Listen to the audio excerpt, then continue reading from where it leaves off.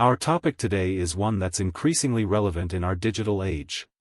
Why totalitarian surveillance, those vast systems of monitoring and data collection by governments, is far from harmless, even if you've heard the common refrain, "Let them watch, I've got nothing to hide."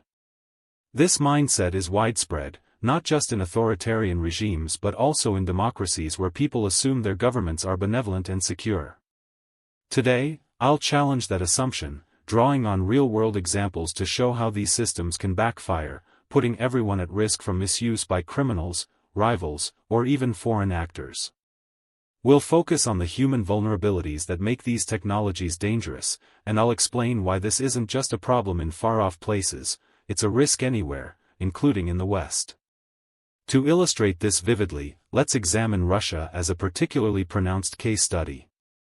Russia has recently built one of the most extensive surveillance states in the world, with facial recognition cameras blanketing cities like Moscow, mandatory data collection on everything from bank transactions to bus rides, and even apps designed for total monitoring. The government touts this as a way to maintain order and catch criminals, but in reality, corruption and low pay among the bureaucrats handling this data turn it into a free-for-all marketplace. This isn't some dystopian novel. It's happening right now, and it shows how nothing to hide can quickly become nowhere to hide when data leaks. First, let's unpack the nothing to hide argument. It sounds reasonable on the surface. If you're law-abiding, why worry about cameras, data tracking, or apps that monitor your every move? The idea is that surveillance only catches the bad guys. But here's the flaw: these systems don't just collect data, they store it in massive databases. And once that data exists, it's vulnerable. Not because of some sci-fi hacker movie plot, but due to plain old human factors like corruption, incompetence, and greed.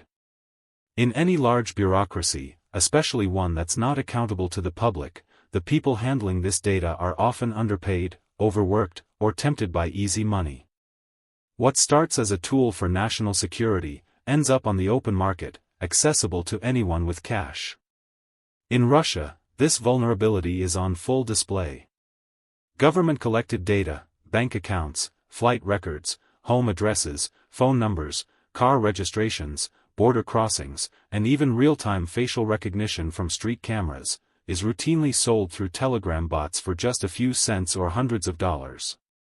We're talking about sensitive info that, in theory, shouldn't be accessible without a court order, even to security services like the FSB, Russia's equivalent of the FBI. But because the system is riddled with corruption, low-level employees sell it piecemeal. For example, a full profile on any citizen, including their movements tracked via geolocation or card transactions, can be bought for under $500. This means stalkers, scammers, or even business rivals can access your life story without breaking a sweat. Consider how this plays out in practice. In many countries, governments build extensive surveillance networks, street cameras with facial recognition, apps that track your location, messages, purchases, and even hotel check-ins. The goal? To monitor potential dissidents or criminals. But these systems rely on thousands of low-level employees, analysts, officers, and contractors, who have access to the data. If they're earning modest salaries while seeing their bosses live lavishly, resentment builds. And in corrupt environments, selling data becomes a side hustle. For a few $100s, anyone can buy details like your bank accounts, travel history, phone records, or real-time location. This isn't hypothetical, it's happening in places where data leaks are routine. Russia provides stark examples of how this backfires. Take the case of opposition leader Alexei Navalny. In 2020, his team, working with investigative journalist Christo Grozev, exposed a secret FSB poison squad that had targeted him. How? By buying leaked passenger manifests from flights Navalny had taken over years. They cross-referenced repeating names, people flying suspiciously often on the same routes as him, and then purchased addresses, phone numbers, and job details from black market databases. No need for spies or hacks, corruption did the work. These were supposed to be top-secret operatives, but their data was for sale like cheap goods. Similarly, Russian spies in Europe have been unmasked because their passport numbers were sequential, a lazy bureaucratic shortcut, and those records were leaked or sold, revealing entire networks. Another chilling example: the assassinations of high-ranking Russian military officials in Moscow during the ongoing Ukraine conflict. Ukrainian intelligence didn't bomb neighborhoods indiscriminately, they used precise methods, like exploding scooters timed to detonate exactly when a specific general walked by. How did they know the general's home address, daily routine, and lack of guards? Through Russia's own surveillance data, cameras, phone geolocation, and listening devices, which had leaked or been bought. This data, meant to control citizens, ended up arming adversaries. But it's not just elites at risk, ordinary Russians face dangers too. Jealous spouses buy location data to track partners, fraudsters use transaction histories for scams, and even petty criminals access home addresses for burglaries. Even government-mandated apps highlight the problem.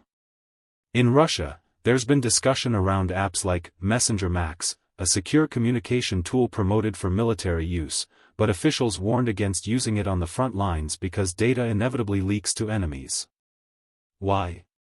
Because the same underpaid insiders who manage these systems sell access. A lead analyst on Russia's national database for electronic military drafts, containing every citizen's details, earns about 100,000 rubles a month, roughly $1,000. For a small bribe, that's all it takes to dump the entire database. Junior FSB officers make even less, around $800 monthly, yet they handle data on everyone, including the elite. They see the luxury cars and mansions of their superiors and think, why not sell a little info on the side? Now, you might think, that's in corrupt dictatorships like Russia, our Western governments are different. We have checks and balances. But are you sure? Even in developed democracies, data breaches happen all the time. Equifax, a major credit bureau in the U.S., leaked the personal info of 147 million people in 2017, not through corruption, but poor security. Hackers exploited vulnerabilities, and that data ended up on the dark web. In Europe, GDPR laws are strict, but enforcement relies on humans, and leaks still occur. The difference isn't that Western systems are immune, it's that accessing them often requires sophisticated hacks or expensive tools, rather than bribing a low-paid insider. But the end result is the same: your data isn't safe forever. And Russia's case shows how quickly things can escalate when accountability erodes, something that could happen anywhere if political shifts prioritize control over rights. And here's the kicker: governments change. What if tomorrow's leaders are less accountable? History shows democracies can slide toward authoritarianism. Think of how surveillance powers expanded post 9/11 in the US with the Patriot Act, or how COVID-19 tracking apps raised privacy concerns worldwide.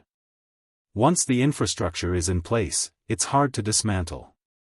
If a regime prioritizes loyalty over competence, as seen in Russia, the system rots from within. Low-level staff, earning peanuts while guarding goldmines of data, will sell out. This vulnerability extends to everyone. Imagine a jealous ex buying your real-time location data to harass you. Or a fraudster using your transaction history to drain your accounts. Or worse, organized crime groups targeting vulnerable people based on health records or family details leaked from government systems. These aren't abstract fears, they've happened. In the UK, for example, police databases have been misused by officers to stalk ex-partners. In the US, federal employee data breaches have exposed millions to identity theft. And if you think private companies are better, remember, governments often partner with tech firms, blending public and private data in ways that amplify risks. In Russia, this blending is explicit. Yandex, Russia's Google equivalent, integrates with state surveillance, making leaks even more widespread. So, why does this matter if you've got nothing to hide? Because privacy isn't about hiding crimes, it's about protecting autonomy. When data is everywhere and cheap to access, it erodes trust in society. You self-censor, avoid controversial topics, or skip certain activities out of paranoia. Businesses suffer from industrial espionage via leaked data. And on a societal level, it enables discrimination. Algorithms trained on biased data can flag innocent people as risks based on race, religion, or politics. In conclusion, totalitarian surveillance isn't harmless because it's not airtight.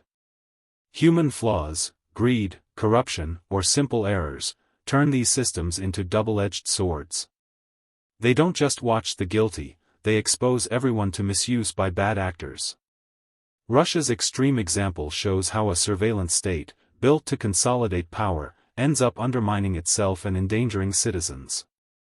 If you're in a Western country, don't assume immunity, it's often just a matter of price and opportunity. Ask yourself, are you confident your government won't become that kind tomorrow? The best defense is vigilance. Demand transparency, strong privacy laws, and accountability. Because once the data is out there, you can't hide, even if you thought you had nothing to. Thank you for your attention. If you think this was useful, hit like and subscribe.